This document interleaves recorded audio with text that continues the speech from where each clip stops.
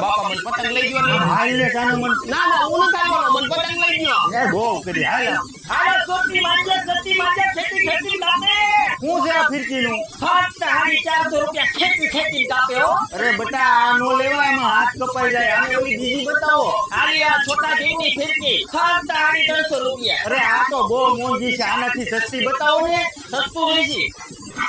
આલ્યો આ લઈ જાઓ. આનું શું છે ફક્ત 25 રૂપિયા. જો બટા આ લેવા હાથમાં લાગે નહીં આ મોઢું મગાવી પતંગે લેવાની છે ને બાપા મને જો ઓલી પતંગ લઈ ગયો ને. કયા આ ઈડી 450 નું બાજ આવે હો. ઈ બાગ ઉડે પેલા તારો બાપ ઉડી જાય છે તો ઓલી મોટું પતલું વાળી પતંગ લઈ ગયો ને મારા ભાઈબંધ હાથમાં પપ્પા લઈ આવ્યા છે.